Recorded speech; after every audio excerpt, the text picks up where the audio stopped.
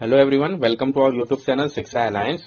Today we are going to start our daily current affairs session of 13 January in which we will cover important news from several newspapers, PIB and various government sources. So let's begin our session. Our first topic is double stack container train. तो हम जानेंगे double stack container train के बारे में. The world first double stack long haul container train was flagged off from New Ateli, Haryana to New Kishanganj, Rajasthan. जो world का पहला double stack long haul container train है वो flag of किया है न्यू अटेली हरियाणा से न्यू किशनगंज राजस्थान के लिए. तो ये लोकेशन इंपॉर्टेंट हो जाता है कि कहां से कहां तक के लिए फ्लैग ऑफ किया है. तो न्यू अटेली हरियाणा से न्यू किशनगंज राजस्थान के लिए. This train is to be operated in the 306 kilometre Rewari Madar section of the western dedicated flight corridor. ये जो ट्रेन है वो ऑपरेट करेगा जो 306 किलोमीटर का रेवाड़ी मदर सेक्शन है वेस्टर्न डेडिकेटेड फ्लाइट कॉरिडोर का. वहां पर one train carries 360 10-feet container equivalent unit which is equivalent to 220 high capacity trailer truck. जो एक ट्रेन है वो कैरी करेगा 360 10-feet container equivalent unit को जो कि इक्विवेलेंट है 220 high capacity trailer truck के बराबर. The speed of freight train is expected to be increased to a maximum of 100 km per hour from the current maximum speed of 75 km per hour. जो speed है flight train का वो expect किया जा रहा है कि वो बढ़ के 100 किलोमीटर पर आवर हो जाएगा मैक्सिमम, जबकि अभी करंट मैक्सिमम स्पीड है 75 किलोमीटर पर आवर का. The Dedicated Freight Corridor Corporation of India is currently constructing the Western Dedicated Freight Corridor 1506 km and Eastern Dedicated Freight Corridor 1875 km. जो dedicated flight corridor corporation of India है वो currently construct कर रहा है western dedicated flight corridor को जिसका length है 1506 kilometre का और ईस्टर्न डेडिकेटेड फ्लाइट कॉरिडोर जिसका लेंथ होगा 1875 किलोमीटर का. ये आप देख सकते हैं डबल स्टैक कंटेनर ट्रेन को. नेक्स्ट टॉपिक है हमारा H1B visa and new wage based rule. जो H1B वीजा है उसके बारे में जानेंगे और जो न्यू वेज बेस्ड रूल आया है उसके बारे में समझेंगे. The US administration has once again amended the H1B visa norms. जो यूएस एडमिनिस्ट्रेशन है उन्होंने फिर से अमेंड किया है H1B वीजा नॉर्म्स को. चेंजेस तो क्या चेंजेस किए गए हैं. Rules to give priority to higher wages and skill for selection of deserving candidate. जो रूल्स है वो प्रायोरिटी देगा हायर वेजेस और स्किल्स को सिलेक्ट करने के लिए डिजर्विंग कैंडिडेट को. The old lottery system of work visa selection will not be followed now.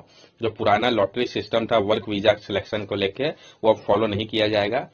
H1B work visa हम जानेंगे H1B वर्क वीजा के बारे में. In 1952, after the US started expanding its presence in the science, technology, engineering and mathematics discipline, it felt the need to hire quality workers who could help the country achieve innovation in this area at the reasonable cost. The need to hire worker paved way for the introduction of H1 work visa system in US.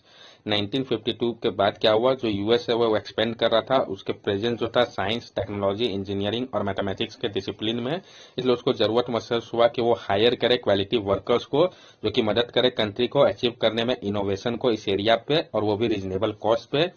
इसलिए वो higher करने लगे workers को introduce करके H1 work visa system को US पे. This work visa system was further subdivided into H1B, H2B, L1, O1 and E1 visa depending on the qualification required and the area for which worker were sought.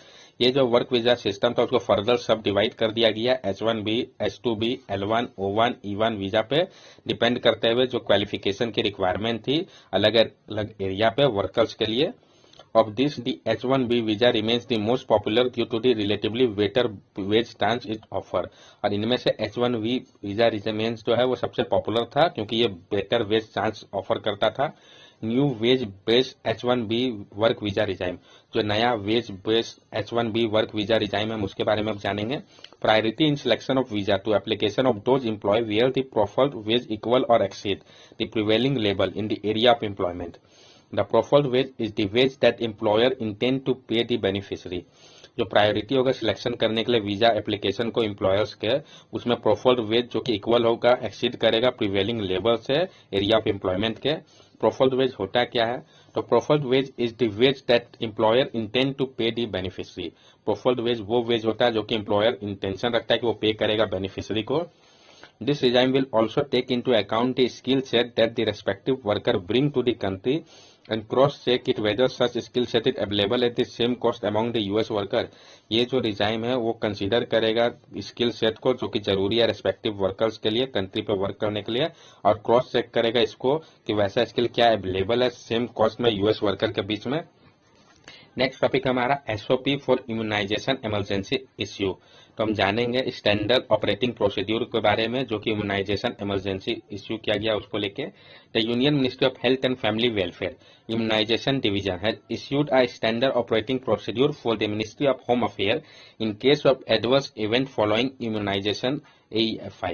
जो union ministry है health and family welfare के उनका जो immunisation division है उसने issue किया है कि standard operating procedure ministry of home affairs के लिए इन केस अगर कोई एडवर्स इवेंट हो जाता है इम्यूनाइजेशन के बाद तो इसके बारे में हम समझेंगे। इमरजेंसी यूज ऑथराइजेशन और accelerated approval has been granted by the national regulator for 2 vaccine Covishield and Covaxin which have established safety and immunogenicity against covid.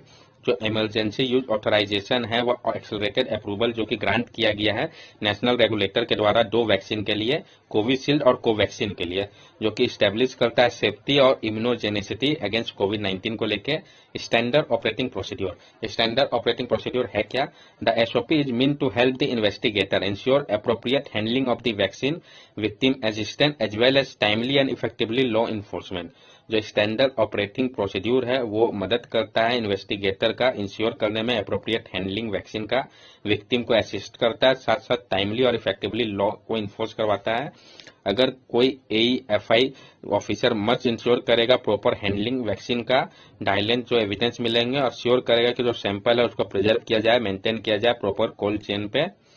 The police officer must also ensure that the AEFI victim and other witness are provided assistance and appropriate protection, care and attention। जो police officer होंगे वो ensure करेंगे कि जो AEFI victim होंगे उन और witnesses होंगे उनको असिस्टेंस प्रोवाइड किया जाएगा, अप्रोप्रिएट प्रोटेक्शन, केयर और अटेंशन दिया जाएगा। The SOP also provide for investigation, interrogation of the vaccinator if needed।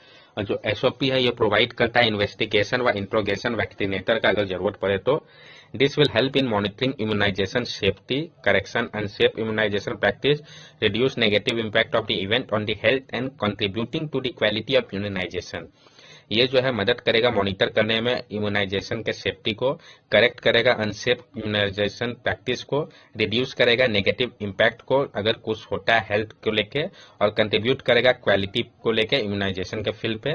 Documentation and completed requisition form of transportation of AEFI sample to a laboratory must have same official stamp. और जो documentation होगा और जो complete requisition form होगा transportation को लेके AEFI sample को laboratory पे, वो सेम ऑफिशियल स्टाम्प को कैरी करेगा।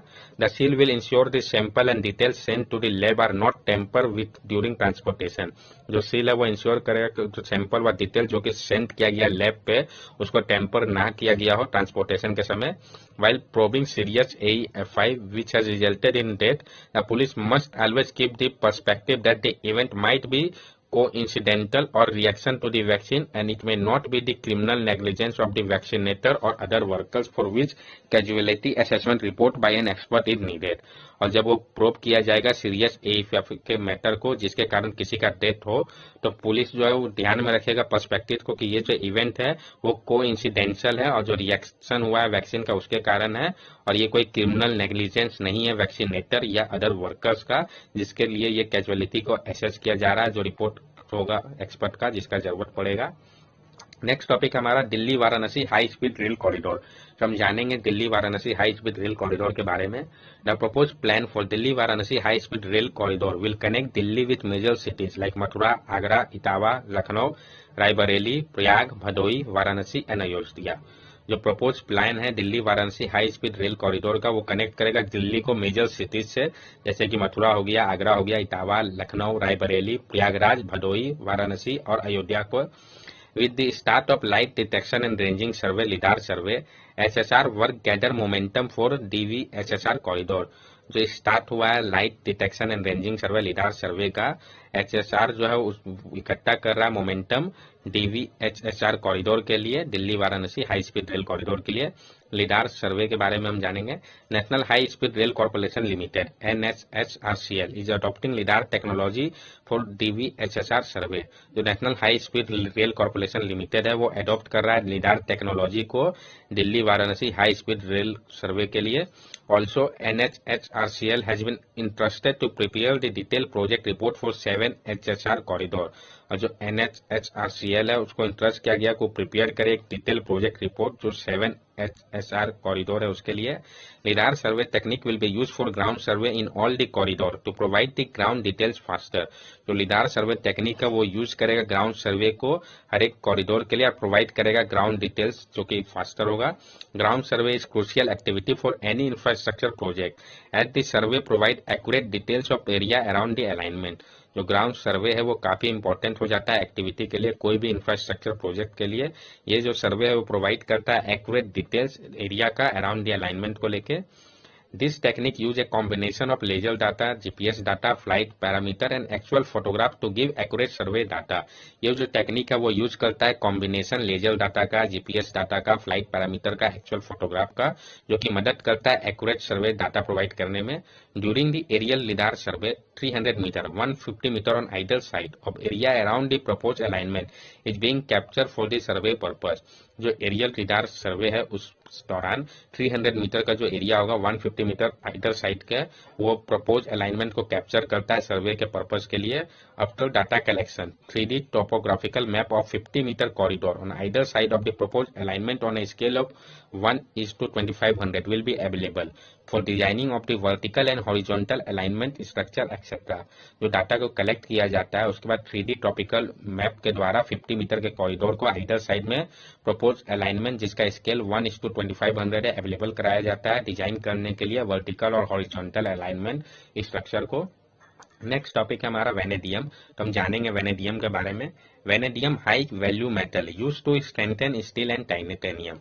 वेनेडियम क्या है? तो ये हाई वैल्यू मेटल है जिसका यूज होता है स्ट्रेंथन करने के लिए स्टील को और टाइटेनियम को। अरुणाचल प्रदेश कुछ भी India prime producer of vanadium. और अरुणाचल प्रदेश जो है वो इंडिया का प्राइम प्रोड्यूसर है वेनेडियम का। पूछ सकता है कौन सा रीजन है प्राइम प्रोड्यूसर वेनेडियम का। In India vanadium is recovered as a by product from the slag collected from the processing of vanadiferous magnetite ore iron ore. India में वेनेडियम को रिकवर किया जाता है बाई प्रोडक्ट के तौर पे जो स्लैग कलेक्ट किया जाता है प्रोसेसिंग से वेनेडिफेरस मैग्नेटाइट और के। But now promising concentration of vanadium has been found in the palaeoproterozoic carbonaceous phyllite rock in the Depo and Tamang area of Arunachal Pradesh. लेकिन अब जो है प्रोमिसिंग कंसंट्रेशन जो है वेनेडियम का वो पाया गया है पैलियोप्रोटेरोजोइक कार्बोनेशियस फाइलाइट रॉक पे डिपो और तमांग एरिया से अरुणाचल प्रदेश के। तो किस एरिया से? डिपो और तमांग एरिया से। कहाँ के? अरुणाचल प्रदेश के। This was the first report of primary deposit of vanadium in India with an average grade of 0.76% V2O5 vanadium pentoxide. ये पहला रिपोर्ट है प्राइमरी डिपोजिट का वेनेडियम का इंडिया पे जिसमें एवरेज ग्रेड जो है 0.76% है वेनेडियम पेंटाऑक्साइड का। Exploration is being carried out by geological survey of India. और ये जो एक्सप्लोरेशन है वो कैरी किया जा रहा है जियोलॉजिकल सर्वे ऑफ इंडिया के द्वारा। Vanadium mineralisation in Arunachal Pradesh is geologically similar to the stone coal vanadium deposit of China in carbonaceous shale. जो वेनेडियम मिनरलाइजेशन है अरुणाचल प्रदेश का वो जियोलॉजिकली सिमिलर है जो स्टोन कोल वेनेडियम डिपोजिट है चाइना का कार्बोनेशियस शेल पे। This high vanadium content is associated with graphite with fixed carbon content of up to 16%। और ये जो हाई वेनेडियम कंटेंट है वो एसोसिएटेड है ग्रेफाइट से जिसका फिक्स कार्बन कंटेंट है अप टू 16% तक। वेनेडियम जो है अपने प्योर फॉर्म पे एक सॉफ्ट ग्रे और डक्टाइल एलिमेंट है। ठीक, it is primarily derive from mind iron और कार्बोनेशियस शेल और फाइलाइट एंड स्टील स्लैग। इसको प्राइमरली डेराइव किया जाता है माइंड आयरन और से, कार्बोनेशियस शेल से, वो फाइलाइट व स्टील स्लैग से। Vanadium alloy are durable in the extreme temperature and environment and are corrosion resistant. जो वेनेडियम का अलॉय होता है वो ड्यूरेबल होता है एक्सट्रीम टेम्परेचर पे, एनवायरमेंट पे और कोरोजन रेजिस्टेंस होता है। It increases the fuel efficiency in automotive and aviation industry due to its high strength to weight ratio। ये इंक्रीज करता है फ्यूल के एफिशिएंसी को ऑटोमोटिव और एविएशन इंडस्ट्री पे इसके हाई स्ट्रेंथ के कारण, इसके वेट रेशियो के कंपैरिजन में। It forms the integral part of vanadium redox battery that have the least ecological impact in energy storage. और ये फॉर्म करता है integral part vanadium redox battery का जिसका लिस्ट इकोलॉजिकल इम्पैक्ट पड़ता है एनर्जी स्टोरेज के फील्ड पे। नेक्स्ट टॉपिक है हमारा सगुना राइस टेक्निक। तो हम जानेंगे सगुना राइस टेक्निक के बारे में। The Saguna rice technique will help stop stubble burning in Punjab and Haryana. जो सगुना राइस टेक्निक है वो मदद करेगा रोकने में स्टबल बर्निंग को पंजाब और हरियाणा पे। This zero till technique is a unique conservation agriculture type of cultivation method. ये जो जीरो टिल टेक्निक है ये एक यूनिक कंजर्वेशन एग्रीकल्चर टाइप है कल्टीवेशन मेथड का। This method is used to cultivate rice and related rotation crop without ploughing, puddling and transplanting rice on permanent raised bed. ये जो method है वो use करता है कल्टीवेट राइस को और रिलेटेड रोटेशन क्रॉप को बिना प्लग किए हुए, पुडिलिंग किए हुए, और ट्रांसप्लांट करता है राइस को परमानेंट रेस्ड बेड पे। Saguna rice technique iron forma tool facilitate planting of crop in predetermined distance, enabling precise plant population per unit area। और ये जो आयरन फॉर्मा टूल फैसिलिटेट करता है प्लांट करने में क्रॉप्स को एक प्री डिटरमाइंड डिस्टेंस पे, जो कि इनेबल करता है प्रिसाइज प्लांट के पॉपुलेशन को पर यूनिट एरिया पे। द इम्पोर्टेंट प्रिंसिपल आर, जो सगुना राइस टेक्निक का इंपॉर्टेंट प्रिंसिपल है वो कुछ इस प्रकार है। SRT insist that all root and small portion of stem should be left in the bed for slow rotting. SRT insist करता है कि सारे रूट और स्मॉल पोर्शन जो है स्टेम के उसको लेफ्ट किया जाए वहीं पे स्लो रोटिंग के लिए। No ploughing, puddling and hoeing to be done to control which. कोई भी प्लगिंग, पडलिंग व होइंग नहीं होना चाहिए ताकि कंट्रोल किया जा सके विच को। SRT will get the crop ready for harvesting 8 to 10 days earlier. जो एसआरटी है वो मदद करता है क्रॉप्स को रेडी हो जाने में हार्वेस्टिंग में 8 से 10 दिन पहले ही। Take this into consideration while choosing a variety to avoid getting harvesting caught in receding rain। और इसको कंसीडर करते हुए जो चूज किया जाता है वैरायटी वो अवॉइड करता है हार्वेस्टिंग को जो कि रिसीड करता है रेन को। ये आप देख सकते हैं एसआरडी जो कि ट्रेडिशनल टेक्निक के हिसाब से किया जा रहा है। That's all for daily current affair session. अगर आपको हमारी वीडियो अच्छी लगी हो तो हमारे चैनल को सब्सक्राइब करें, हमारे वीडियो को लाइक करें और ज्यादा से ज्यादा शेयर करें। These are our social media link. From here also you can stay connected with us and give us your valuable feedback. Thank you and have a nice day.